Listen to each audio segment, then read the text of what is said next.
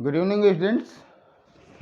आप सभी लोगों का श्योर एकेडमी के प्लेटफॉर्म पे बहुत बहुत स्वागत है और उम्मीद करते हैं कि आपने पॉलिटी का पहला टेस्ट दिया होगा और अच्छा परफॉर्म किए होंगे, क्योंकि उन्हीं बिंदुओं से था जो टॉपिक यहाँ पे पढ़ाए जा चुके हैं। और बहुत जल्दी ही इसका नंबर इसके बाद कल्चर का आएगा कि कल्चर पे हम लोग देखेंगे, राइट।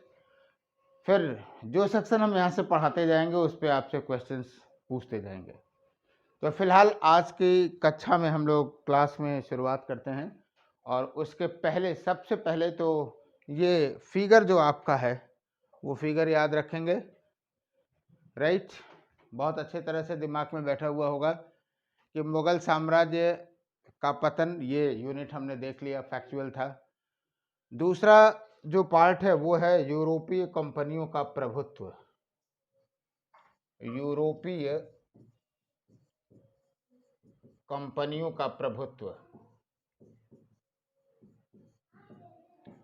और वास्तव में इस टॉपिक को देखने आज आज आज के जो डिस्कशन का पॉइंट होगा वो यूरोपीय कंपनियों के प्रभुत्व का पार्ट है। और वास्तव में इस टॉपिक को हम फिर दो भागों में डिवाइड कर रहे हैं। पहले यह है कि यूरोपीय कंपनियों का आगमन, फिर उसके बाद संघर्ष, फिर प्रभुत्व। तो ये निश्चित रूप से 18th सेंचुरी पे क्लास लेने का ये मेरा अपना विशेष तरीका है, स्पेसिफिक वे है। लोग एक ही साथ सब कुछ मिला के पढ़ाते हैं, मेरा थोड़ा सा अलग तरीका है पढ़ाने का। और मैं चाहूँगा कि आप इस तरीके को आत्मसात कर लें, तो हर प्रश्न, हर टॉपिक आपको दिमाग में बैठा रहेगा कि कैसे चीज़ें, घटनाएं हो रही हैं। तो इंटरलिंकिंग अच्छी हो जाएगी, और जब घटनाओं की इंटरलिंकिंग अच्छी रहती है तो आप बहुत बेहतर समझ भी पाते हैं और चीज़ों को याद भी रख पाते हैं। तो आज का जो पहला पार्ट होगा वो ये होगा, हम देखेंगे इसमें यूरोपीय कंपनियों का आगमन। यूरोपीय कंपनियों का आगमन देखेंगे, राइट। और वास्तव में भारत में जो यूरोपीय कंपनियों का आगमन हो रहा है वो 18वीं शताब्दी में नहीं हो रहा है, ये बहुत पुरानी घटना है।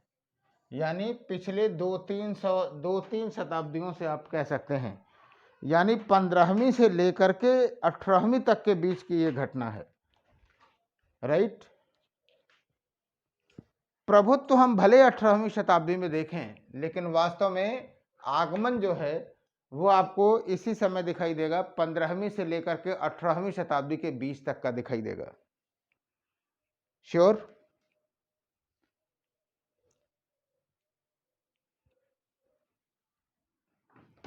क्लियर है? तो हम लोग आज पहले देखेंगे यूरोपीय कंपनियों का आगमन। कॉन्सेप्ट समझने की जरूरत है कि क्या भारत और यूरोप से जो संबंध था आर्थिक व्यापार का, इसमें कई मुद्दों को ध्यान में रखने की जरूरत है। आज के टॉपिक में हम लोग डिस्कस करेंगे। पहली चीज तो जो क्या भारत और यूरोप के बीच जो संबंध रहे हैं वो क्या 15वीं शताब्दी के बीच में ही रहे हैं, भारत यूरोप के संबंध, कि उसके पहले भी रहे हैं। और जो भारत यूरोप के जो व्यापारिक संबंध जो 15वीं से लेकर के 18वीं शताब्दी के बीच में स्थापित हुए, और पहले के जो संबंध थे उन संबंधों में मौलिक अंतर क्या था, राइट। दूसरी चीज, कंपनियों का स्वरूप क्या था, कंपनियों का स्वरूप क्या था। भारत में प्रमुख जो स्थापनाएं हुई, प्रमुख कंपनियां हुई, प्रमुख कंपनियों की स्थापना। आज के लेक्चर का हमारा जो बिंदु रहेगा वो ये रहेगा, और बड़े अच्छे अच्छे सवाल आते हैं। कंपनियों की स्थापना,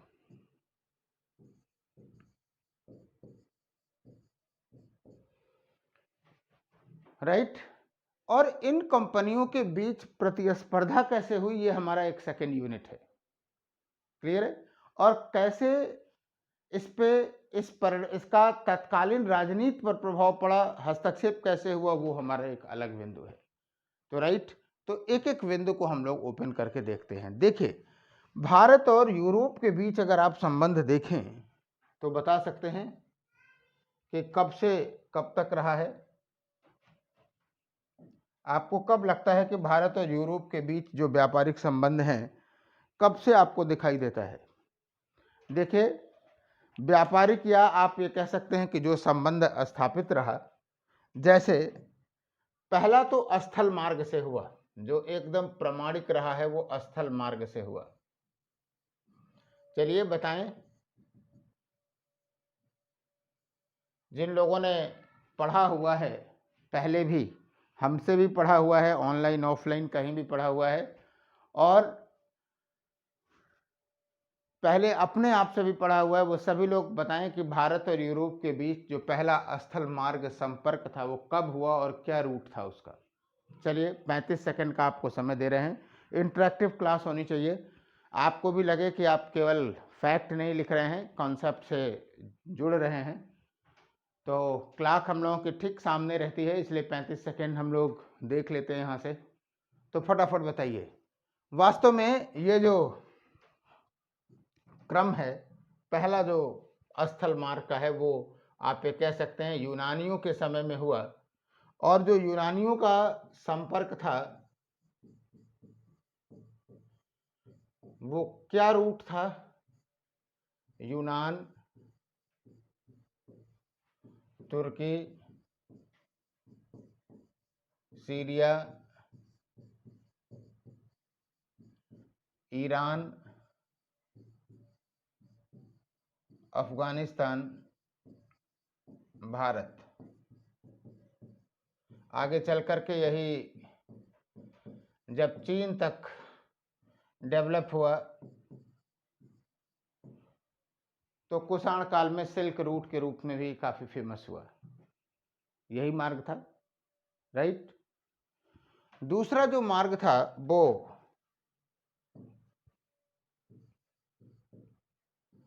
जल मार्ग था, वो था आपका भूमध्य सागर, लाल सागर, अरब सागर और भारत। जो लोग न्यू कमर हैं उन सबको इस बात को कहूँगा कि मैप ओपन करके, वर्ल्ड का मैप ले करके पेंसिल से बनाने का प्रयास करिएगा, टाइम दीजिएगा।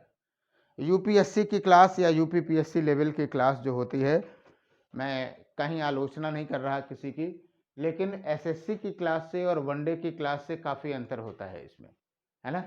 वहाँ के लोग केवल फैक्ट को नोट करने पे लगते रहते हैं, जबकि उस पर कुछ समय देने की ज़रूरत है। यूपीएससी की क्लास में हमेशा आपको कुछ नए विकल्प तलाशने का प्रयास करेगा।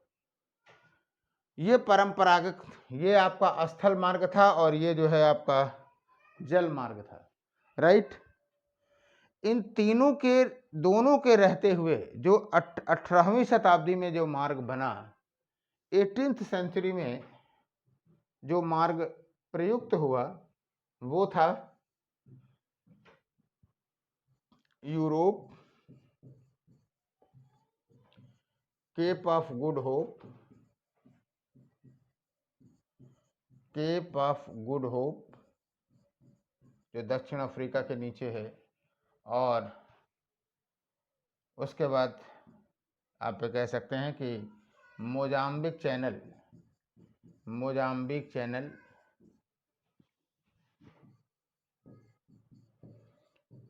और उसके बाद भारत, राइट। इन तीनों मार्गों में अगर आप बात करें, ये भारत और यूरोप से स्थल ऑब्लिक जल मार्ग आप कह सकते हैं कि संपर्क के ये तीन तरीके थे, स्थल मार्ग और संपर्क मार्ग के, जल संपर्क या समुद्री मार्ग कह सकते हैं, राइट।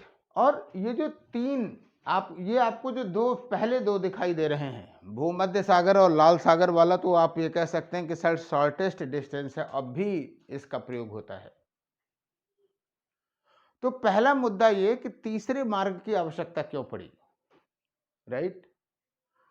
अगर आप देखेंगे तो जो तीसरा मार्ग था ये बहुत इन दोनों मार्गों की तुलना में बड़ा था और बहुत सुरक्षित भी नहीं था, क्योंकि Cape of Good Hope 38 degree 39 degree अक्षांश के बीच में होगा और 38-39 डिग्री अक्षांश पे हवाएं उतरती हैं, गर्दहरता चालीसा का कंडीशन होता है, तो वो व्यापार के लिए अनुकूल नहीं होता है।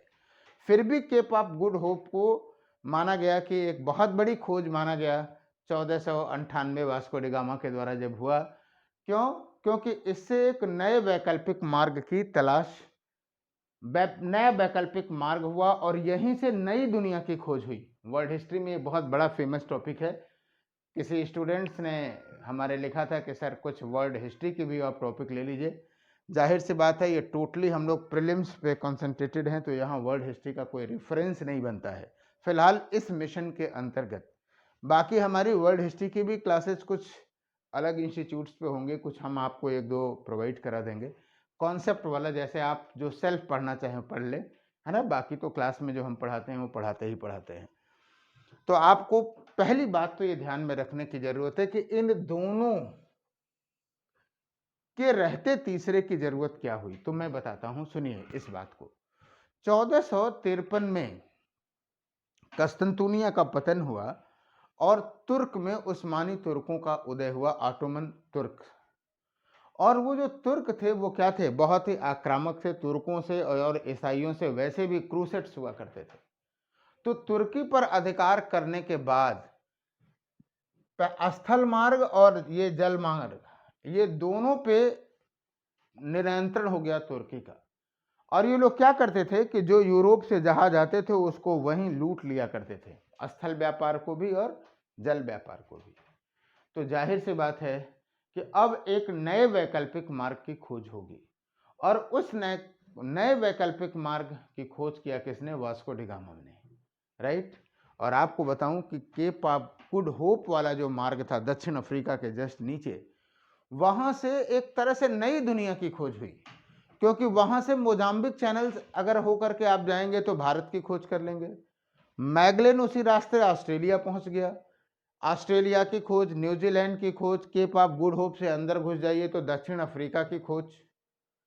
यानी एशिया, अफ्रीका और ऑस्ट्रेलिया की खोज हुई और वहां जाकर के यूरोप के लोगों ने उपनिवेश बनाए।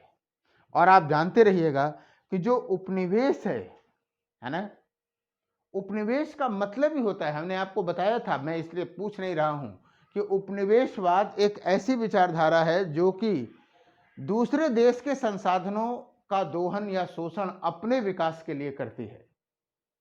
Concept clear? तो जो नई दुनिया थी, उस नई दुनिया की खोज से कई संसाधन प्राप्त हुए। और आपको बताऊं कि यही नहीं हुए, नई इसी दौरान आप देखेंगे तो अमेरिका में अमेरिका की खोज है, फिर उधर मैक्सिको की खोज है, पूरे दुनिया में चल रहा था, राइट। फिलहाल हम इंडियन हिस्ट्री के इम्पैक्ट को देख रहे हैं। तो 1453 में कस्तंतुनिया के पतन के पश्चात जो रास्ते, जो एरिया नए हुआ, वो इसी रास्ते हुआ, Europe, Cape of Good Hope, Mozambique Channel. और आपको बताऊं कि ये जो तीसरा रास्ता था वो चुनौतीपूर्ण होने के बावजूद क्या था, बेहद लाभकारी था, इतिहास में नई दिशा लिखने वाला था, क्योंकि इसी के बाद उपनिवेशवाद स्थापित होगा और उपनिवेशवाद के हितों को स्थापित करने के लिए, अस्थायी करने के लिए साम्राज्यवाद का विकास होगा। और आप जानते हैं कि यही उपनिवेशवाद और साम्राज्यवाद दो दो विश्व युद्धों का कारण बना। थोड़ा सा वैचारिक रूप से सर से ऊपर जा रहा होगा, आप लोग कमेंट करके जरूर एक बार बता दें कि समझ में आ रहा है कि सब हवा हवाई ही लग रहा है। आपको बताऊं कि आपको समझना ही होगा, है ना, प्रीलिम्स में नहीं तो मेंस में। मॉडर्न हिस्ट्री और वर्ल्ड हिस्ट्री की कुंजी एक दूसरे से खुलती है, और जब आप वैचारिक रूप से सुदृढ़ होंगे तो निश्चित रूप से अच्छा प्रीलिम्स भी अच्छा करेंगे। अब अगर तुरंत अगर नहीं किसी चीज़ को समझ में आता है तो वीडियो को पॉज करिए, एक बार, दो बार, तीन बार, चार बार, पांच बार उसको सुनिए और इस अवधारणा को, इस कॉन्सेप्ट को दिमाग में बैठा लीजिए, क्योंकि यहीं से सवाल हल होने हैं, राइट। तो अब आप छोटे छोटे टुकड़ों में और आसान शब्दों में हमने आपको बताने का प्रयास करता हूं। तीसरे वैकल्पिक मार्ग की जरूरत क्यों पड़ी? क्योंकि परंपरागत जो वैकल्पिक मार्ग थे उस पर तुर्की का आधिपत्य हो गया। ये घटना तो आपको याद रहेगी। तीसरा जो वैकल्पिक मार्ग था अधिक चुनौतीपूर्ण था, लेकिन कई नई संभावनाएं खोल देने वाला था। और वो नई संभावनाएं क्या था कि इसमें एशिया का, अफ्रीका का, ऑस्ट्रेलिया का जो संसाधन था वो संसाधन मिलने की गुंजाइश बन गई थी इसमें। श्योर, अब तो बात आप हमारी अच्छे ढंग से समझ गए होंगे। और इसी संदर्भ में इसी से आगे चल करके पहले पुर्तगीज आए, फिर डच आए, फिर ब्रिटिशर्स आए, फिर फ्रेंच आए। ये आप 4 कंपनियां यूरोप की भारत के संदर्भ में आई। राइट, तो ये मार्ग का कॉन्सेप्ट क्लियर हो गया। एक और कॉन्सेप्ट यही डिस्कस कर लेने की जरूरत है। सवाल इस बात का है कि व्हाट इज कंपनीज, कंपनी क्या है। जो आप यूरोपीय कंपनियां कहते हैं तो कंपनी क्या है।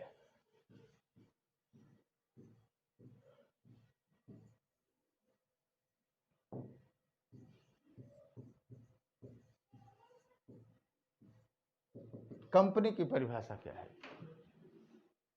जाहिर सी बात है आज के इकोनॉमिक्स के हिसाब से अगर आप निकालेंगे, वो क्या निकालेंगे कि एक ऐसा ऑर्गेनाइजेशन है जिसमें कुछ लोग निश्चित नियमों के अनुसार स्थापित होती है, उसमें कुछ वर्कर्स होते हैं, इसमें उत्पादन का कार्य होता है या तो सेवा का कार्य होता है। एक सामान्य कंपनी का फीचर आप जानते हैं। उसके बाद कंपनियों का आर्थिक आधार पे आप विवरण करते रहिए, वो एक अलग चीज है। लेकिन ये जो कंपनी है इस समय, उस समय की कंपनी और वर्तमान कंपनी की अवधारणा में मौलिक अंतर है। यानी 18वीं शताब्दी की या 15वीं से लेकर के 18वीं शताब्दी की जो कंपनियां हैं वो आधुनिक कंपनियां नहीं हैं, बल्कि एक विशिष्ट कंपनी है। आइए हम आपको बात बताते हैं कि जो कंपनी 15वीं से 18वीं शताब्दी के बीच में बात कर रहे हैं, तो आप कंपनी जो थी वो क्या थी। यह एक व्यापारिक संस्था थी। यह एक व्यापारिक संस्था थी जो कि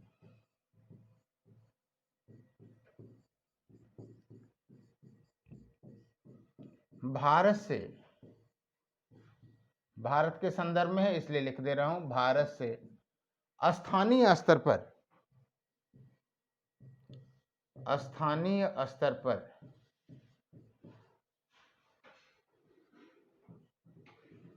क्रय करके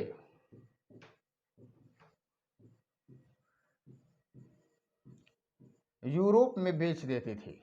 यूरोप में बेच देती थी।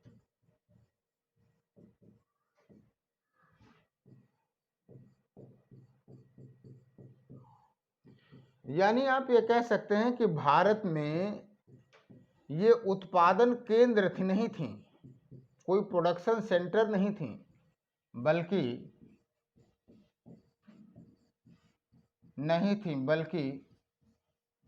संग्रहण केंद्र, कलेक्शन सेंटर थी।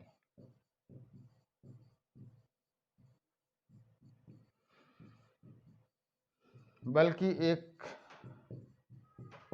संग्रहण केंद्र थी, कलेक्शन सेंटर थी। श्योर। अब समझिए इस बात को कि प्रमुख उत्पाद क्या रहा होगा।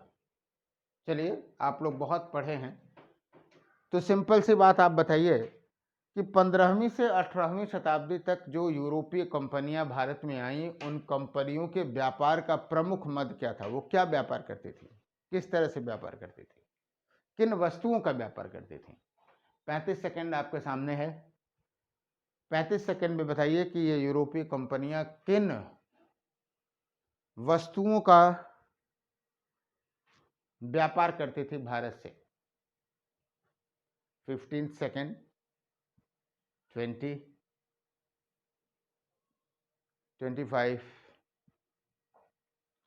30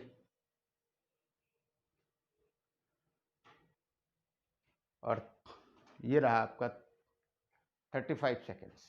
आपको बताऊं कि हमारे हिसाब से बीपीएस सर ने थोड़ा सा आप लोगों को समय ज़्यादा दे दिया है ना। जब हम टेस्ट रखेंगे तो थोड़ा सा फास्ट जरूर रखेंगे। तो फिलहाल आइए 35 सेकंड की बात करते हैं कि क्या था। सही आपने बताया, अदरक, काली मिर्च, मसाले, ये बेसिक रूप से थे। और आपको एक बात बता दूं, कहानियां आपको बहुत याद रहता है। अदरक, काली मिर्च, मसाले यूरोप में इसलिए डिमांड की थी कि जो उस समय तो मीट प्रोसेसिंग सेंटर्स तो होते नहीं थे, प्रोसेसिंग केंद्र नहीं थे। तो होता क्या था कि मीट प्रिजर्वेशन में काम आता था। मालूम हुआ कि अगर आपने हल्दी और वो लगा दिया, अदरक लगा दिया, काली मिर्च लगा दिया, तो आप मीट को बना करके प्रिजर्व कर सकते हैं, राइट। और जब आप उसको प्रिजर्व कर लेंगे, प्रिजर्वेशन होगा, तो जाहिर सी बात है थोड़ा सा आपके लिए क्या होगा, फ्रूटफुल होगा वो। श्योर। तो ये रहा आपका संग्रहण केंद्र की बात हो गई। संग्रहण केंद्र की बात हो गई और किन वस्तुओं का व्यापार होता है। तो जाहिर सी बात है यूरोप से भी चीजें कुछ आती थी। एक बात 100% दिमाग में बैठा लीजिए, रिमार्क में, लाख टके में बना लीजिए। लिख दे रहा हूं, लिख क्या दे रहा हूं, बोल रहा हूं, आप लोग लिख लीजिए इस बात को। रिमार्क,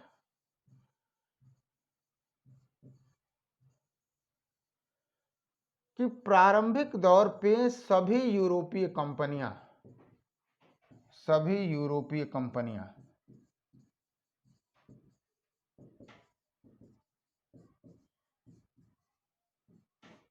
धन ले आती थी, भारत में सोना चांदी ले आती थी।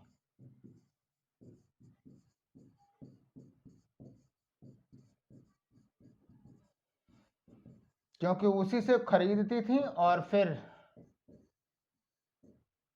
व्यापार के माध्यम से जो है वो क्या करती थी कि लाभ कमाती थी। यानी आप ये कह सकते हो कि सर इन यूरोपीय कंपनियों के व्यापार से फायदा था, नुकसान नहीं था, है ना। क्लियर।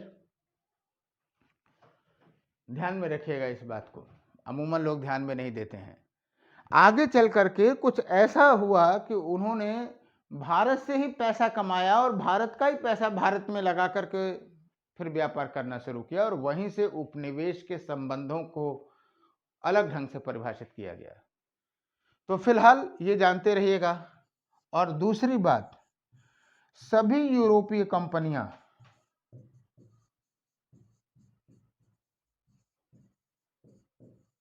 दो विकल्प लगा रहे हैं, स्थानीय शासकों आबलिक मुगल शासकों। या तो स्थानीय शासक थे या तो मुगल शासक।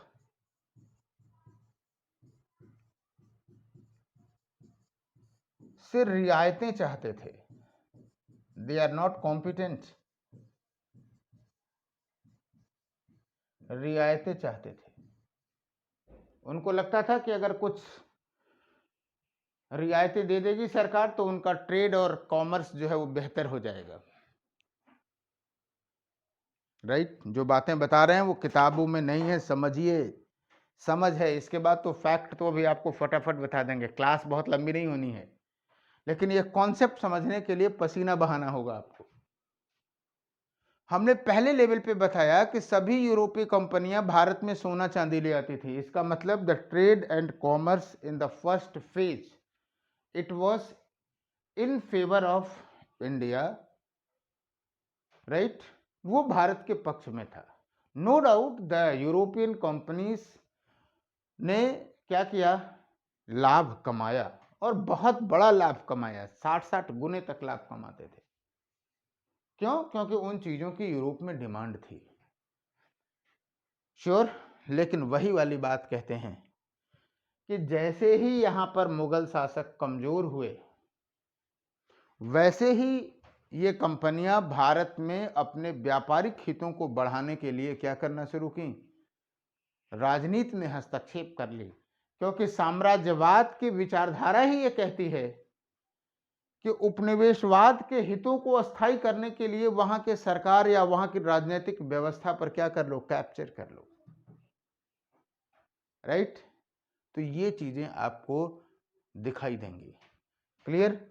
इसी क्रम में आपको बहुत अच्छे ढंग से बताएं कि पुर्तगीज आए, फिर डच आए, फिर ब्रिटिशर्स आए, है ना। उसके बाद क्या कहते हैं कि डच और ब्रिटिशर्स के बीच में डेन आए, और फिर लास्ट में स्वीडन आए।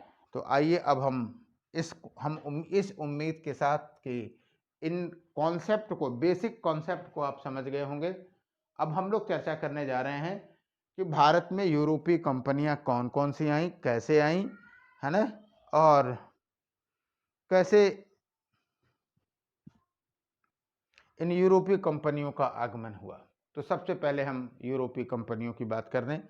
एक सामान्य सी बात 25 बार पूछा हुआ है, इसलिए यहाँ पे हम आपके सामने लिख रहे हैं कि जो यूरोपीय कंपनियां थी, है ना, इनका क्रम क्या है, या यूरोपीय कंपनियां ना कहिए, यूरोपीय शक्तियों का आगमन का क्रम। कंपनियां भी लिख लो, कोई दिक्कत नहीं है। यूरोपीय कंपनियों का के आगमन का क्रम। अभी यहां से ट्विस्ट है थोड़ा बहुत, आगमन का क्रम।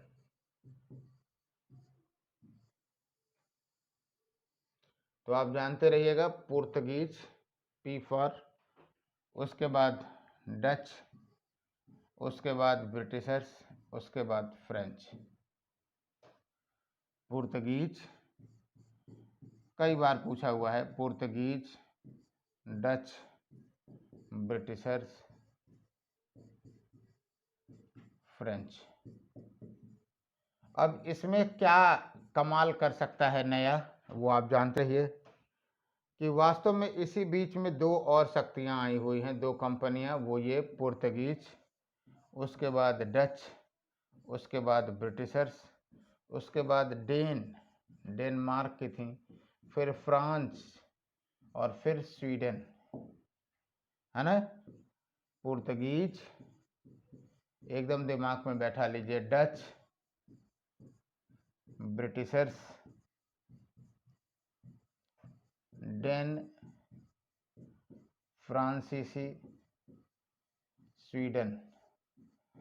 फटाक से गलत आप लोग करेंगे, स्वीडन। अगर आपसे ये सवाल पूछ लिया जाए,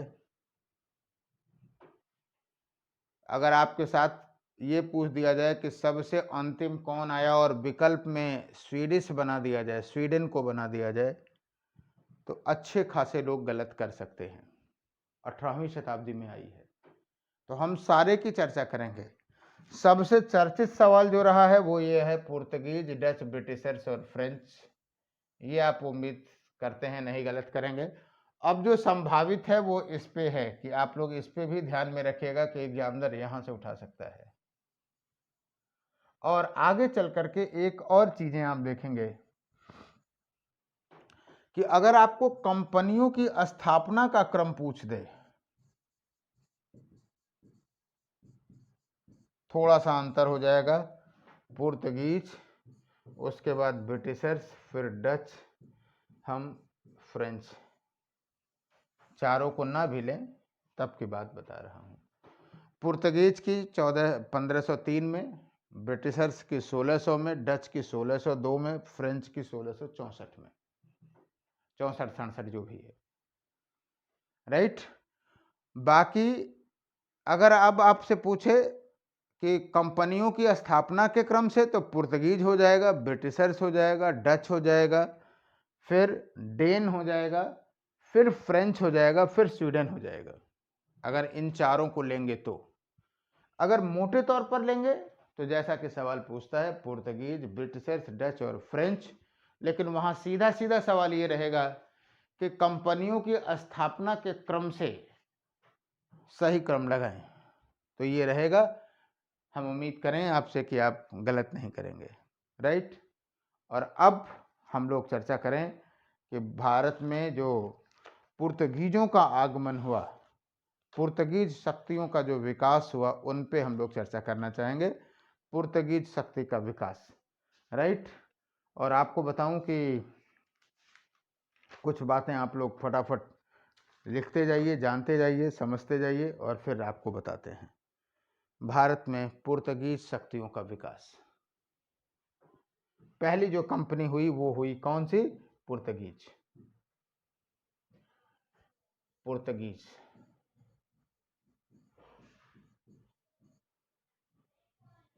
शक्ति का विकास।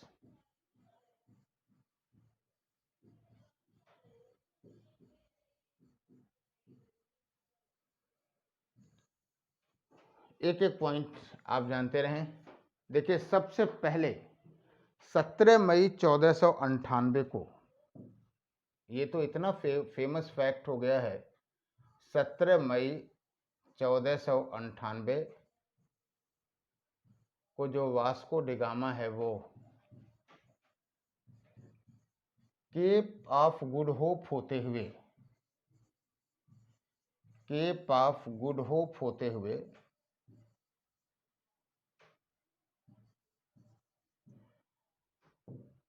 कालीकट पहुंचा। खूब आप जानते हैं ये फैक्ट। वहां का शासक कौन था? जमोरिन उपाधि वाला था। जमोरिन उपाधि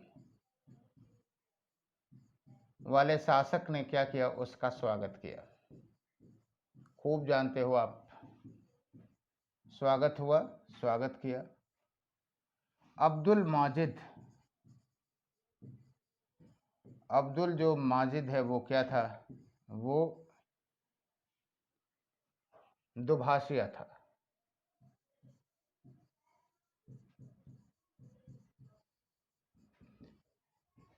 ये एक फैक्ट ऐसा है जो सभी लोग जानते हैं। कुछ बातों को खोदने की जरूरत है समझने के लिए, इसलिए कि जब सवाल आए इस पे तो आप हर ढंग से लगा सकें। पहली बात ये कि जो जमोरिन उपाधि वाला जो शासक था वो हिंदू शासक था। हालांकि उस समय हिंदू मुस्लिम जैसी कोई बात नहीं थी, लेकिन फिर भी हिंदू शासक था और विजयनगर साम्राज्य का एक छोटा सा ध्वंसावशेषों पर विजयनगर साम्राज्य का एक पार्ट था। और जो अरब सागर था, कालीकट से लगे जो अरब सागर था, हिंद महासागर के दो भाग हैं ना, अरब सागर और बंगाल की खाड़ी, तो अरब महासागर पे मुस्लिम व्यापारियों का वर्चस्व हुआ करता था। और जाहिर सी बात है, जब वर्चस्व होता है तो बदमाशी लोग करते हैं। क्या करते हैं कि मालूम हुआ कि आपको व्यापार नहीं होने देंगे, आपका व्यापार नहीं होने देंगे।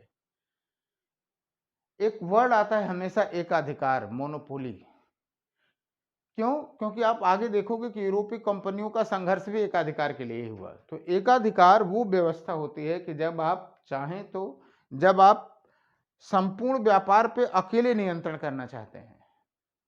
और उसका उद्देश्य क्या होता है? उसका उद्देश्य सिर्फ होता है कि आप अधिकतम लाभ कमाएं। भाई मान लीजिए कि एक मार्कर है, अगर केवल पूरे इलाहाबाद शहर में हम ही अगर बेच रहे हैं तो जाहिर सी बात है 200 रुपये की चीज को हम 2000 में बेचेंगे, क्योंकि हम ही को बेचना है, लोग मजबूर हैं लेने के लिए हमसे, राइट? तो ये वर्चस्व की लड़ाई हुआ करती थी। और हम इस प्रश्न का खोजने का प्रयास कर रहे हैं कि आखिर में जमोरिन ने उसका स्वागत क्यों किया। तो जमोरिन के स्वागत करने का मुख्य मुद्दा यही था कि अगर हम पुर्तगीजों का स्वागत करेंगे तो जो व्यापार वाणिज्य होगा वो होगा ही होगा। कम से कम अरब सागर पे जो मुस्लिम व्यापारियों का वर्चस्व था वो टूटेगा और कम से कम उसके व्यापार को संरक्षण मिलेगा। तो अगर कभी इस पॉइंट को हाईलाइट करना चाहे तो ध्यान में रखिएगा। अब यही एक काउंटर क्वेश्चन बनता है कि पुर्तगीज व्यापारियों और अरब व्यापारियों के बीच क्या संबंध रहेगा? बताइए। जाहिर सी बात है 36 का आंकड़ा रहेगा, क्योंकि पुर्तगीजों ने ये पुर्तगीजों को ये लगा कि अच्छा ये हिंदू है और ये मुसलमान है, अगर हम मुस्लिमों के अगेंस्ट कठोर नीति अपनाएंगे तो हमें इसका समर्थन मिलेगा। इसलिए याद रखिएगा कि हर स्तर पर पुर्तगीजों और अरबों के बीच या पुर्तगीजों और मुस्लिमों के बीच संबंध अच्छे नहीं रहे। और ये हम पुर्तगालियों की एक बहुत बड़ी कूटनीतिक पराजय मानते हैं। क्यों? क्योंकि उस समय भारत में केंद्रीय सत्ता पर मुस्लिमों का राज था। भले ही ठीक है, सल्तनत काल अपने अवसान काल पे चल रही थी, लेकिन केंद्रीय सत्ता पर जिसका अधिकार हो उसको टारगेट करना उस संप्रदाय के लोगों को बौद्धिक कूटनीति नहीं थी। लेकिन फिर भी पुर्तगीजों ने सदैव शुरू से ही टारगेट किया अरबों पे या मुसलमानों पे, और आप देखिएगा ये पूरी पॉलिसी बनी रहेगी, पुर्तगालियों के पराजय का भी एक कारण बनेगा। राइट, चलिए एक बड़ा इंटरेस्टिंग प्रश्न आया है, लास्ट में हम सबसे डिस्कस करेंगे, होप सो याद रहे। मुगल साम्राज्य के पतन पे एक स्टूडेंट्स का आया था कि सर ऐसा आएगा तो क्या लगाएंगे, तो लास्ट में हम लगाएंगे सवाल। फिलहाल हम बात करते हैं, और आपको बताऊं कि इस समय जो पुर्तगीज का शासक था, जो वास्को डी गामा आया, याद रखिएगा, फटाक से नाम बताइए। एक प्रश्न लिखता हूं और एकदम पक्की टॉफी वाला ये सवाल है। आप बताइए भाई, कितने टॉफियों का स्कोर भी बताइएगा कि कौन कितना आगे चल रहा है, और पैसे पेनाल्टी वाला भी।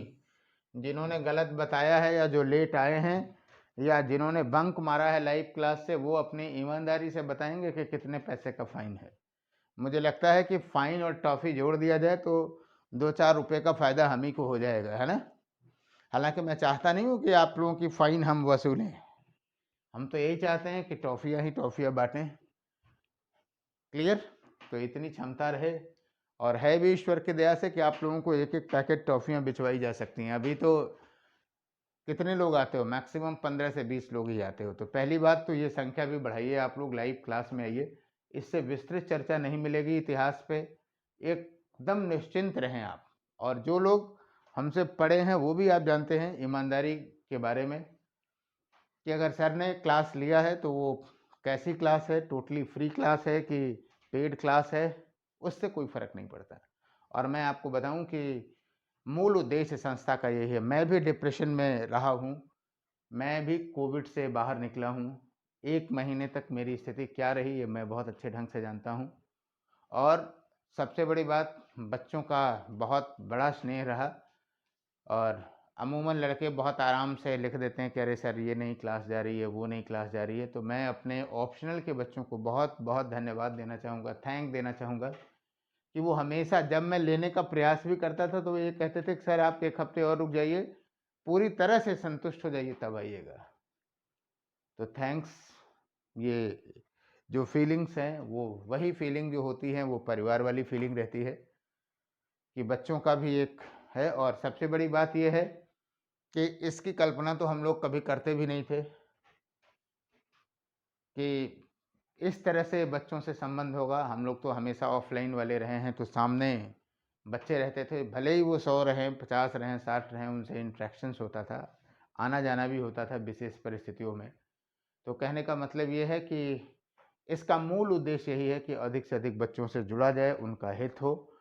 संस्था के हित की कोई बहुत बड़ी बात नहीं है। हमेशा आपको बताऊं कि इसीलिए मैंने कहा कि ये प्रीलिम्स तक ये वीडियो अवेलेबल रहेंगे, उसके बाद मैं खुद ही हटा दूंगा। फिर जो संस्था चलती है जैसे आर्थिक सिद्धांतों पे चलती है, कभी भी आर्थिक सिद्धांत मूल्य पर भारी नहीं पड़ेंगे, इतना श्योर है। चाहे मैं हूं या बच्चों की संस्था में सारा कुछ डिसीजन हम ही को लेना है, तो मैं इस बात से तो निश्चित रूप से वो हूं कि संस्था पर मूल्य कभी हावी नहीं होंगे। राइट? और आप लोग चयनित होइए, और वो स्पेशल गुरुदक्षिणा रहेगी कि आप जहाँ से भी रहें, जहीं भी रहें, आइए। चयनित होने के बाद कम से कम आप साक्षात्कार दीजिए, इंटरव्यू दीजिए, जैसे लोगों को मोटिवेट हो सकें, जान सकें कि वास्तव में सद प्रयास क्या होता है। राइट? तो हम चाहते हैं कि गुड एफर्ट आप लोगों के साथ कर सकें। तो थोड़ा सा बहक गया मैं। फिलहाल आइए, प्रश्न हम क्या पूछने वाले थे, क्या पूछे थे, प्रश्न ही हमारे दिमाग से स्किप कर गया, है ना। यस, याद आ गया। प्रश्न ज़्यादा स्किप हमसे करता वरता नहीं है। राइट? इसलिए तो बहुत सारे लोग तो ये भी चिढ़ाते हैं कि सर लगता है कि आप दिमाग में पहले फैक्ट रखे और फिर दिमाग से जो बच गया वो पेट में रख लिए, है ना, और इसीलिए नहीं भूलते हैं। तो प्रश्न ये था, आइए चलिए शुरुआत करिएगा। टॉफियों और पैसों पर ध्यान आ गया, तो उसका रिकॉर्ड आप लोग चाहेंगे कि आप कमेंट बॉक्स में दीजिएगा, क्योंकि लाइव चैट में तो तुरंत गड़बड़ हो जाता है। तो टॉफ़ी और फाइन दोनों लोग ईमानदारी से रखिएगा, कितने कितनी फाइन लगी है। तो चलिए शुरुआत करते हैं कि भारत में पुर्तगालियों के आगमन के समय, भारत में पुर्तगालियों के आगमन के समय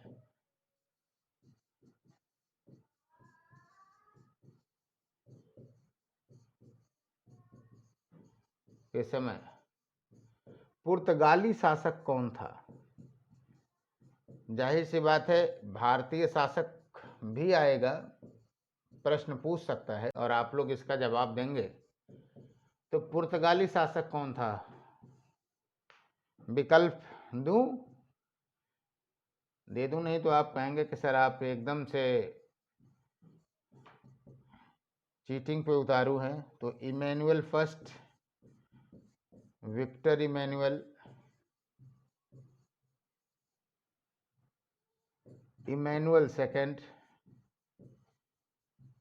इमैनुअल सेकंड, और डी जो है वो है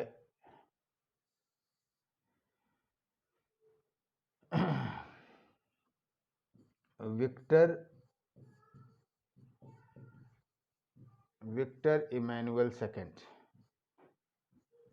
विक्टर इमैनुअल सेकंड। तो नाम बताइए फटाक से कौन कौन था? 35 सेकंड का नियम सामने है, उसको फॉलो अप कर रहा हूं मैं। हालांकि ऐसे सवालों को 20 सेकंड में जवाब देना चाहिए, क्योंकि इसमें सोचना नहीं है। आप जानते हो तो ठीक, नहीं जानते हो तो कोई बात नहीं। तो वास्तव में इस समय जो था वो कौन था? इमैनुअल फर्स्ट था। एक अच्छा सवाल है और आप लोगों को दिमाग में रख लेना चाहिए कि भारत में कौन था दिल्ली सल्तनत में 1498 में, उसको भी देख लेने की ज़रूरत है। राइट? तो ये बात आपको क्लियर हो गई होगी कि सर क्यों समर्थन किया जमोरी ने।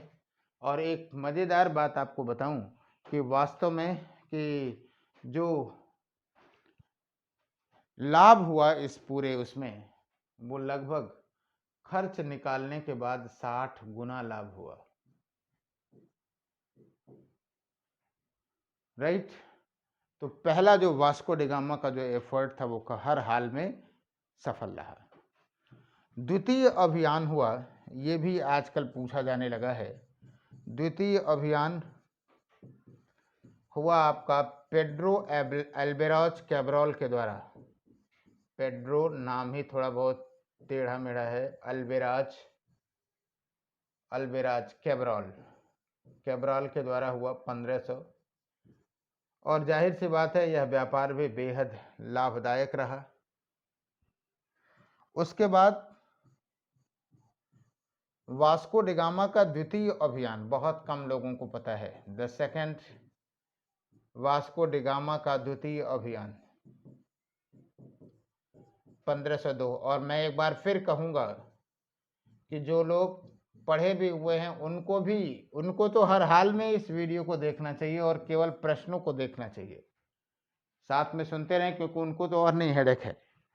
जो लोग नए हैं उनको भी हम बराबर कर देंगे। अगर वो 2 घंटे की क्लास को पढ़ने के बाद घर पे 4 घंटे मेहनत करते हैं तो वो भी बहुत अच्छा करेंगे।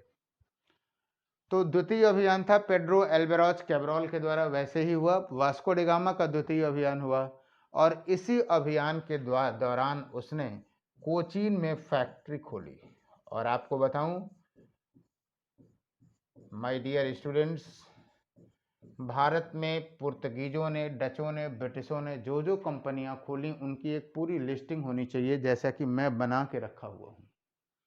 तो हम लोग चर्चा कर लेंगे, आपको यहां दिखा भी दें। भारत में जो पुर्तगीजों की जो पहली कंपनी आपको दिखाई देगी, वो दिखाई देगी यहां से, Cochin. It was the first company established by Portuguese in the Vasco da Gama, by the Vasco da Gama in the 1503। एकदम कंफर्म है, कोचीन 1503 वास्को डा गामा। आपको पता भी होगा और इस तरह से सिस्टमेटिक आप जान लोगे तो आगे चल करके मेरे लिए बहुत आसान हो जाएगा। इस टॉपिक पे जो सबसे कठिन सवाल बनेंगे वो यही बनाएंगे कि कंसिडर द फॉलोइंग प्लेसेज, निम्नलिखित स्थानों पर विचार करिए। और बताइए कि किन स्थानों पर पुर्तगीज बस्तियां थीं या डच बस्तियां थीं या ब्रिटिशर्स बस्तियां थीं। ये इस टॉपिक का सबसे कठिन सवाल होगा। फिलहाल इसने फैक्ट्री खोली और आपको बताऊं, इसी के बाद पुर्तगालियों में एक नई पॉलिसी अपनाई गई कि हर साल अभियान करने से बेहतर ये है कि अब क्या किया जाए, अब ये किया जाए कि एक अस्थाई गवर्नर की पॉलिसी अपनाई जाए। और इसी क्रम में फ्रांसिस्को एल्मीडा को गवर्नर बनाया गया। पहला फ्रांसिस्को एल्मीडा को बनाया गया 1505 से लेकर के 1510 के बीच में।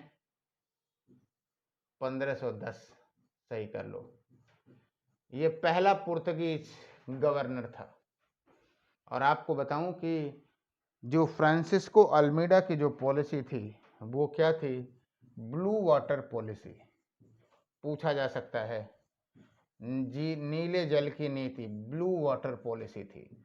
और ब्लू वाटर पॉलिसी में इस बात को कहा गया कि अगर हम समुद्र पर नियंत्रण कर लेते हैं तो हमें कंपनी भारत के अंदर स्थल मार्ग पर कंपनी स्थापना करने की उतनी आवश्यकता नहीं है जितने कि स्थल मार्ग, जितने की जल मार्ग पर नियंत्रण की। और इसी पॉलिसी को वाटर कहा गया, ब्लू वाटर पॉलिसी। वैसे भी यूरोप से लेकर के भारत तक पहुंचने का जो संपूर्ण मार्ग था इस समय में वो क्या था, जलीय मार्ग था। और समुद्री मार्ग पर नियंत्रण करने ना वो सर्वोत्तम विकल्प हो सकता है। और आपको एक बात बताऊं कि इसी समय ये माना जाता है कि जो पुर्तगाली नौसेना नौश्रेष्ठता, अगर आप लोग नाराज ना हो तो सीधे लिख दूं तो क्लियर हो जाएगी, और कि सुप्रीमेसी ऑफ नेवल पावर, आप पुर्तगीज नेवल पावर लिख दीजिए सीधे, Portuguese naval power was established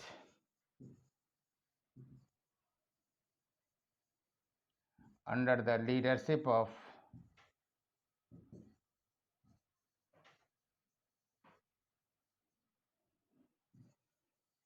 Francisco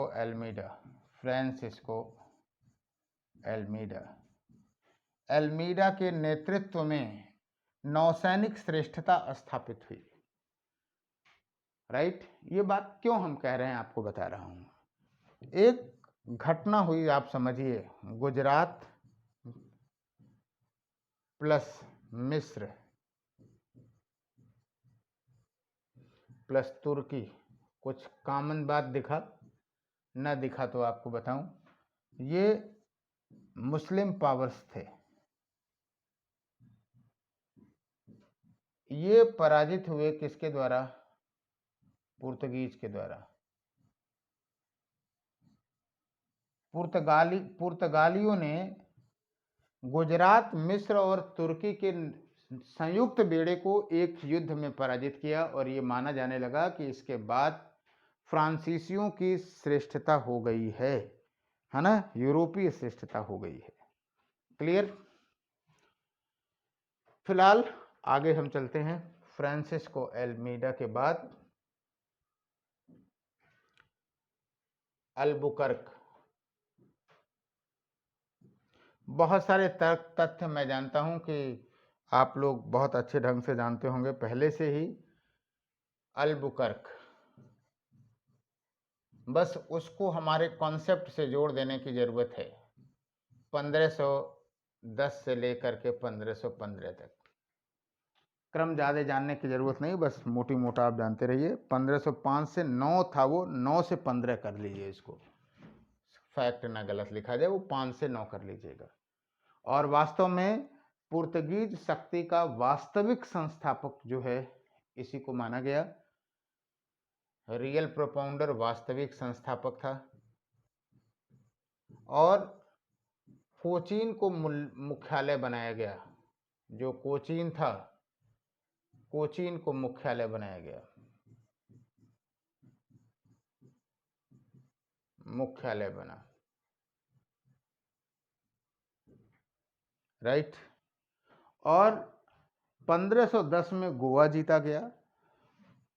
1510 में यूसुफ आदिल शाह था गोवा का विजय। कई बार ये भी पूछा हुआ है कि गोवा विजय, 1510 में गोवा विजय।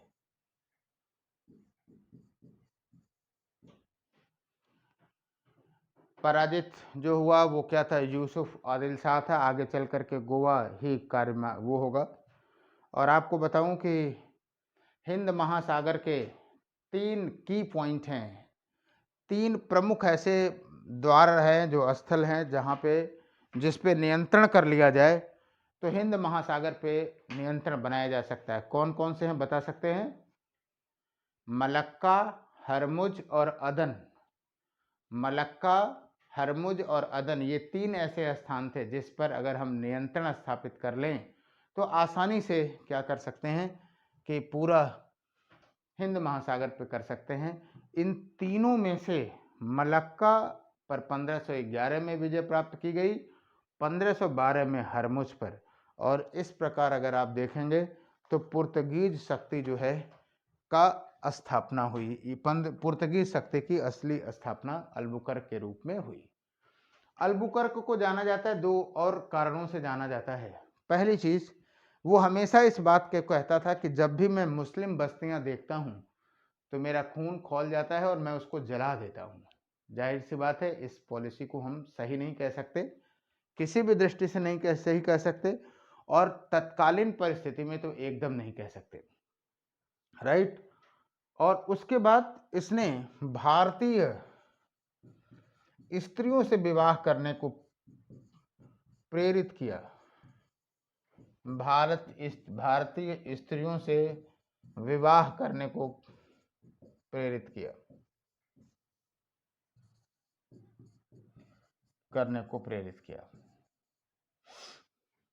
ठीक है। कारण क्या था? कारण सिंपल सा था। कारण ये था कि यहाँ अगर विवाह कर लेंगे तो अस्थाई बसेंगे और फिर वो व्यापार के लिए मानवीय संसाधन जुड़ेंगे, क्योंकि पुर्तगीज जैसे राष्ट्रों के पास मानवीय संसाधन की कमी थी।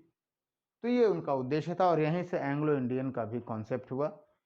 आपको बताऊं इसके बाद कुछ और वायसराय हुए, बहुत फेमस तो नहीं है लेकिन नाम बता दे रहा हूं, जैसे निन्नो द कुन्हा।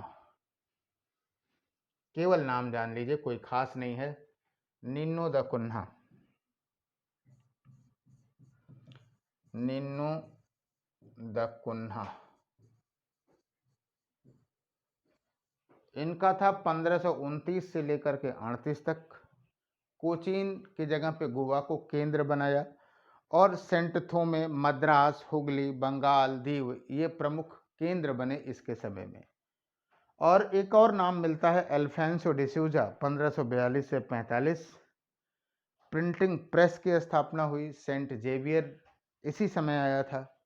और आपको बताऊं कि इसके बाद पुर्तगाल पर स्पेन का अधिकार हो गया और स्पेनिशों ने अपना जो ध्यान लगाया वो मैक्सिको में लगाया, और इसलिए भारत में जो व्यापार है वो क्या हो गया, थोड़ा सा कम हो गया। 2-3 चीज़ें जानते रहिए। पुर्तगालियों के संदर्भ में कुछ बातें कही जाती हैं, जैसे एक टर्मिनोलॉजी आता है कारताज। कारताज बताओ क्या थे? कारताज क्या थे? What where कारताज? कारताज क्या थे? तो ये वो नियम थे जिसके माध्यम से समुद्री व्यापार को क्या किया जाता था, नियंत्रित किया जाता था। उसके अतिरिक्त एक और बढ़िया सवाल ये हो सकता है कि पुर्तगाली भारत में क्या क्या ले आए, तो आप जानते हैं अनानास, पपीता, बादाम, काजू, मूंगफली, काली मिर्च करें, लाल मिर्च, संतरा, right, so and so and so. आप लोग नोट कर लीजिएगा क्या क्या है, कैसे है, राइट। और पुर्तगीज के बाद जो नेक्स्ट आए वो आए, क्या आए? डच आए। पुर्तगीजों के पराजय का कारण आपसे पूछा जाए तो कई कारण आप मेंस के पॉइंट ऑफ व्यू से देख सकते हैं, लेकिन तात्कालिक रूप से आप जानते रहिएगा कि वो डचों से नौसैनिक शक्ति में पराजित हुए। और इस पूरे उसमें कई कारण हो सकते हैं, जैसे कूटनीतिक कारण ना होना, स्पेन का पुर्तगाल पे अधिकार हो जाना, ये भी एक कारण है ना। लेकिन अगर मूल कारण एक पूछा जाए तो आप जानते रहिएगा, वो नौसैनिक शक्ति लगाइएगा कि वो डचों से पराजित हो गए। जो पुर्तगीज कंपनियां थी कुछ आपके सामने हैं। कोचीन 1503 में वास्को डी गामा, सन कभी नहीं पूछेगा। कुन्नूर फ्रांसिस्को अल्मीडा के द्वारा 1505 में। गोवा 1510 में अल्बुकर्क। सैन थोमे मतलब मद्रास, हुगली और दीव ये निन्नो द कुन्हा के द्वारा हुआ। स्थापना वर्ष कभी भी नहीं पूछेगा। तो अब आइए हम लोग चर्चा करते हैं डचों के द्वारा, डच कंपनियों के द्वारा, राइट। और याद रखिएगा, पुर्तगीजों में, डचों में, फ्रांसीसियों में, ब्रिटिशों में जबरदस्त प्रतिस्पर्धा हुई। और उस प्रतिस्पर्धा का मूल का जो कारण था वो क्या था? व्यापारिक एक अधिकार स्थापित करना। लेकिन माय डियर स्टूडेंट्स, बार बार इस बात को मैं कहता हूँ कि हमारे सोचने का तरीका अलग है। और आप बहुत इस बात के लिए थैंकफुल हो सकते हैं जो हमारे पुराने बच्चे ऑफलाइन क्लासेज में पढ़े हुए हैं, या अभी आप लोग जो पढ़ रहे होंगे किसी किताब में या किसी टीचर में। कोई टीचर इस, अब कुछ हमारे स्टूडेंट्स भी लगे हैं, पढ़ाने लगे हैं, तो भले इस पॉलिसी को अपनाएं, लेकिन अमूमन लोग इस नज़रिए से नहीं देखते हैं। हमेशा तुरंत वहीं ख़त्म करने का प्रयास करते हैं। लेकिन कॉन्सेप्चुअली मैं सोच रहा हूँ आप स्ट्रांग हो, उसके लिए इस नज़रिए से सोचिए, आसान हो जाएगा। तो आइए हम बात करते हैं, डचों की बात करते हैं। डचों में आप निश्चित रूप से इसका जो है क्या कहते हैं कि 1595 में हाउथमैन का नाम आप सुने होंगे। सबसे पहले हाउथमैन आया था यहाँ पे। 1610 में यूनाइटेड ईस्ट इंडिया कंपनी। एक चीज़ और भी आपको बता दूं, जो पुर्तगालियों का जो कंपनियों का जो साम्राज्य था वो एस्तादो इंडियंस के नाम से फेमस था। किस नाम से? Estado Indians. तो डच में हमने आपको बताया 1599 में कर्नल हाउथमैन का नाम बताया, इनका नाम आता है। फिर 1602 ईस्वी में वेरिंगदे ईस्ट इंडिसे, ये डच में नाम जानते रहिए, वेरिंगदे ईस्ट इंडिचे लिखा जाता है, इंडिसे लिखा जाता है, कुछ भी लिख दीजिए। इंडिसे VOC है ना, VOC करके है, ऑफ नीदरलैंड। वेरिंगदे ईस्ट इंडिसे है, वेरिंगदे ओस्ट इंडिसे, सॉरी ओ है ना, ओ। अब इस पे हमारे इंग्लिश ज्ञान पे न प्रश्न चिन्ह उठाइएगा, ये डेनिश है, डेनिश भाषा का जो प्रोनाउंसिएशन है उसके हिसाब से हमने आपको बताया। अदरवाइज इसको हम लोग कहते हैं United East India Company of Netherland. United, इसी को हम लोग क्या कहते हैं? ये पूछे कि United East India Company of Netherland, बात एक ही हुई, नीदरलैंड, राइट, श्योर। और इनकी जो प्रारंभिक पूंजी थी वो 65 लाख गिल्डर की थी, श्योर। डचों ने, आपको पता ही है कि औरंगजेब ने को इन्होंने चुंगी भी दिया था, और सहकारिता के आधार पर कोऑपरेटिव सिस्टम जैसा इनका कंपनी था, ईस्ट इंडिया कंपनी। कंपनियों का स्वरूप हम अलग से बताएंगे। एक चीज़ और जानते रहिए कि इनका जो नाम आता है जिस संस्थापक में, जो ईस्ट इंडिया कंपनी का, डच ईस्ट इंडिया कंपनी का है, वो क्या है? जोहान वान लीस 17 है ना। जोहान वान का आता है, ही 17 शासक रहे हैं। खैर इतना जानते रहिए, बहुत है। एक बात ध्यान दीजिए कॉन्सेप्ट वाइज में कि जो पुर्तगीजों का जो की कंपनियां जो बनी वो पश्चिमी घाट पे बनी थी सबसे पहले, और डचों की कोरोमंडल तट पे बनी, यानी पूर्वी घाट पे। ऐसा क्यों? स्वाभाविक सी बात है, जब डच जहां आए तो पश्चिमी घाट पे प्रभुत्व था पुर्तगालियों का। तो ये कॉन्सेप्ट रीजन एसर्शन में जानते रहिएगा कि डचों की अगर पहली जो बस्ती कोरोमंडल तट पे, प्रारंभिक मछलीपट्टनम, नागपट्टनम, विमलीपट्टनम ये बने, हालांकि वो जाएंगे पश्चिमी घाट पे, लेकिन शुरुआती जितनी कंपनियां हैं वो सब पूर्वी घाट पे हैं या कोरोमंडल तट पे हैं। तो उसके पीछे कारण यही है कि वो पश्चिमी घाट पे पुर्तगालियों की प्रतिद्वंदिता थी। एक बात और भी आपको बताऊं कि वास्तव में डच सबसे पहले आए दक्षिणी पूर्वी एशिया, इंडोनेशिया, जावा, सुमात्रा, क्योंकि हमें उनका विकास वहां नहीं देखना है। वर्ल्ड हिस्ट्री में भले पढ़ा दें आपको, लेकिन इंडियन हिस्ट्री में प्रीलिम्स में नहीं पूछा जाएगा कि जावा सुमात्रा में क्या हुआ। लेकिन जावा सुमात्रा से फिर वो आए कहां पे, देख रहे हैं, कोरोमंडल तट आए, और फिर कोरोमंडल तट से आए कहां पे, भारत पे। और इसीलिए कोरोमंडल तट को या इंडोनेशिया को कोरोमंडल तट का दाहिना हाथ कहा गया, या इंडोनेशिया को कोरोमंडल तट को इंडोनेशिया का बायां हाथ कहा गया। और ये इत्तेफाक ऐसा था कि दोनों सूती वस्त्र के लिए फेमस रहे हैं। और इसीलिए आपको बताऊं कि अगर आपसे ये प्रश्न पूछ लिया जाए कि सूती वस्त्र को केंद्र किसने बनाया बाजार का, व्यापार का, तो डचों ने। मसाले तो थे ही, मसालों के बाद अगर सूती वस्त्र पे सबसे पहले अगर फोकस किया किसने, तो डचों ने किया, श्योर। और एक और रिमार्केबल बात याद रखने की जरूरत है, वो ये कि क्या कहते हैं कि डचों ने कभी भी भारत के सूती वस्त्र पर कर नहीं लगाया।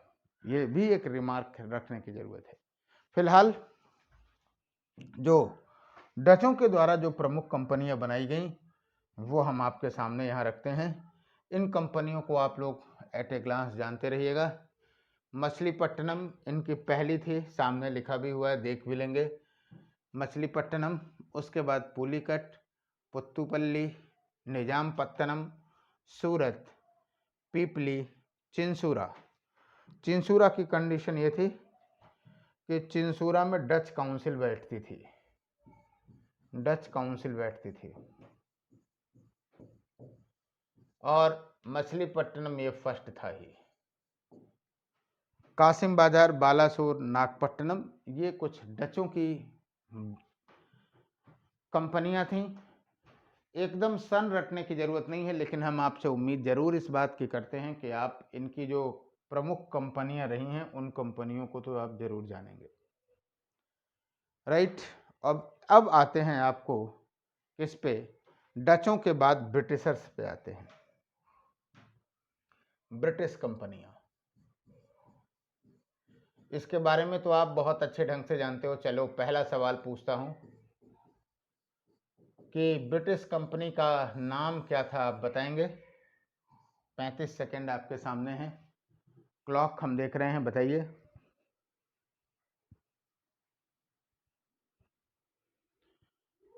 वास्तव में कंपनी का नाम था the Governor and Company of Merchants, the governor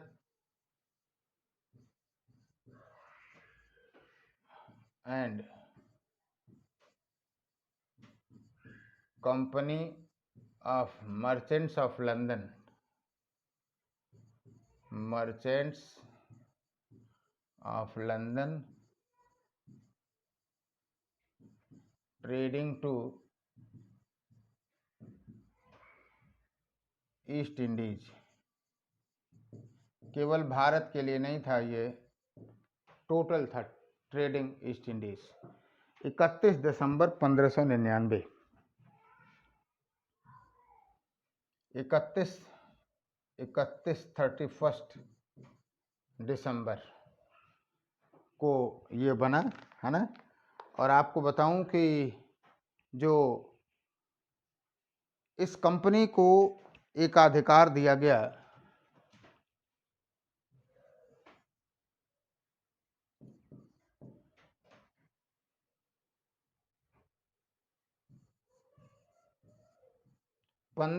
का 15 साल का एकाधिकार दिया गया। हालांकि समय समय पर एकाधिकार बढ़ाया गया। और एलिजाबेथ उस समय क्या थी, एलिजाबेथ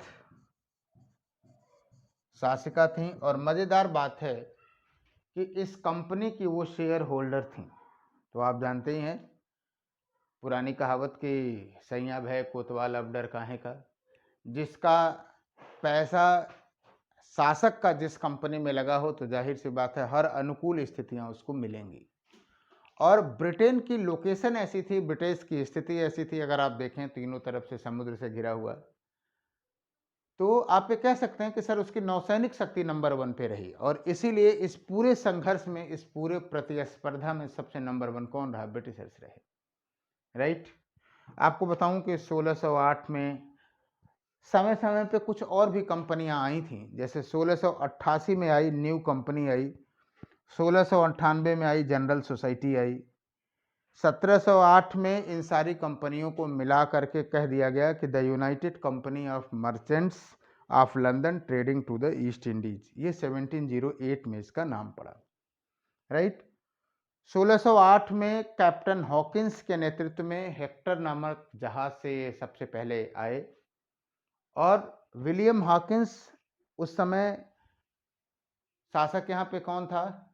जहांगीर था, लेकिन वो अकबर के नाम का पत्र ले आया था, यानी 1605 से लेकर के 1608 तक 3 साल तक ब्रिटेन के शासक को ये भी नहीं पता चल पाया कि वो जो है क्या कहते हैं कि अकबर की मृत्यु हो चुकी थी। फिलहाल विलियम हॉकिंस तुर्की और फारसी दोनों जानता था, पूरब में रह चुका था पहले से ही वो।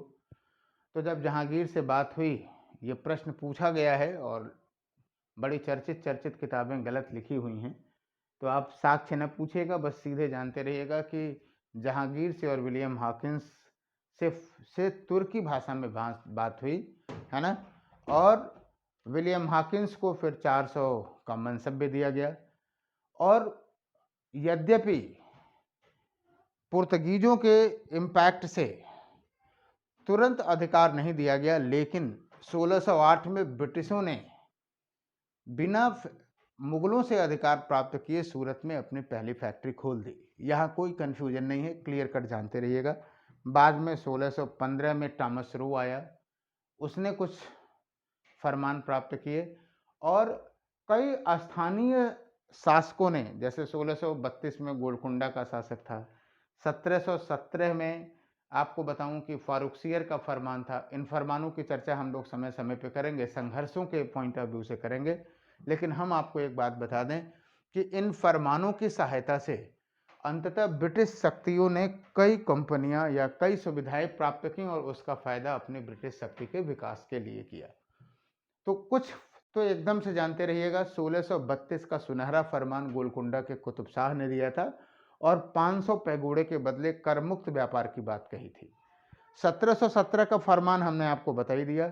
इसी तरह का फरमान 1672 में शाइस्ता खां ने दिया था और इन स्थानीय फरमानों का परिणाम ये हुआ कि ईस्ट इंडिया कंपनी अपने व्यापार का विकास करने में काफ़ी तेजी से आगे बढ़ी। आपको बताऊं, इसकी कंपनियों की कुछ चर्चा कर लूं, संघर्ष की जब हम चर्चा करेंगे तो आपको बात बताएंगे। आइए देखते हैं ईस्ट इंडिया कंपनी की प्रमुख जो केंद्र थे।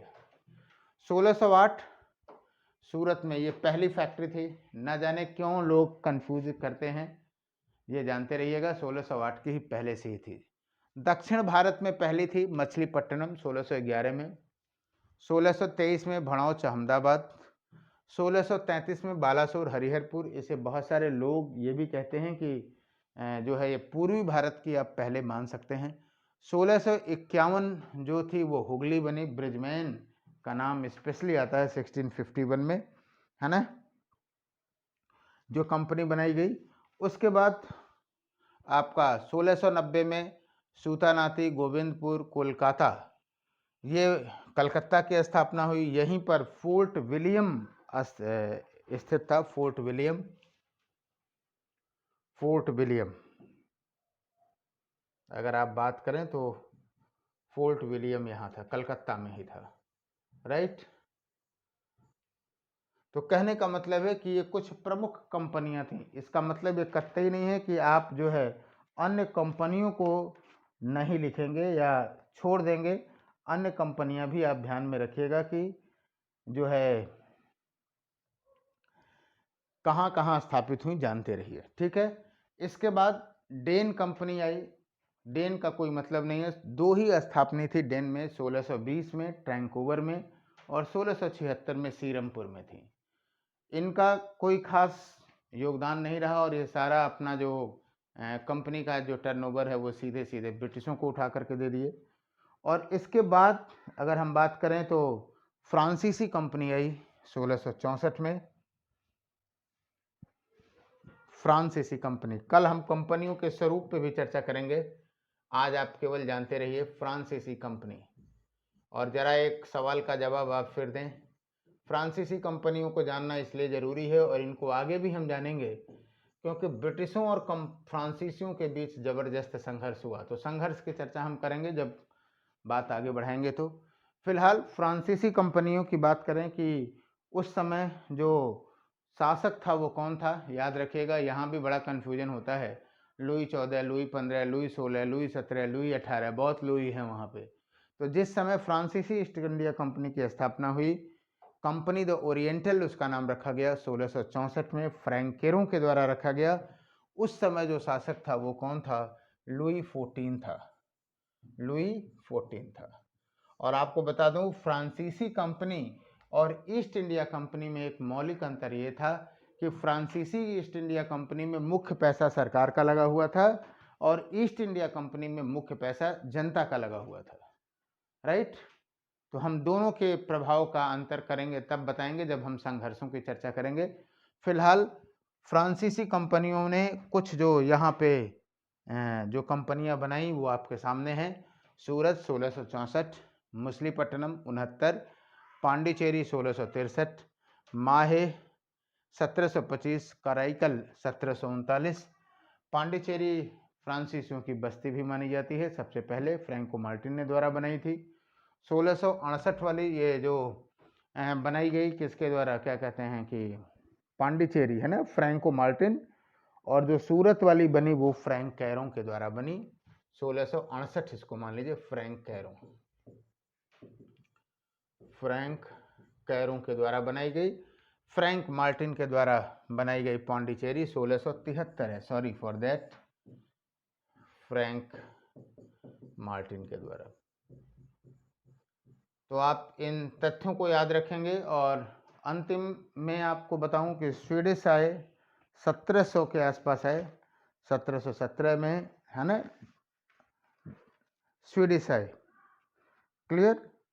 और इन्होंने व्यापार के साथ, भारत में व्यापार के साथ इन्होंने चीन के साथ व्यापार को ज़्यादा तवज्जो दी और भारतीय राजनीति में इनका कोई खास इम्पैक्ट नहीं दिखा। तो हम उम्मीद करते हैं कि यूरोपीय कंपनियों पे जो हमने विशद चर्चा की है आप उससे लाभान्वित होंगे और तैयार रहिए कल्चर के लिए। कल्चर के पहले टेस्ट के लिए एकदम से आप लोग तैयार रहें। टेलीग्राम ग्रुप को ज्वाइन कर लें, वहाँ पे सूचनाएं आसानी से आपको मिलती रहेंगी। तो बहुत बहुत धन्यवाद, थैंक यू। फिर कल हम लोग एक नए क्लास में मिलते हैं।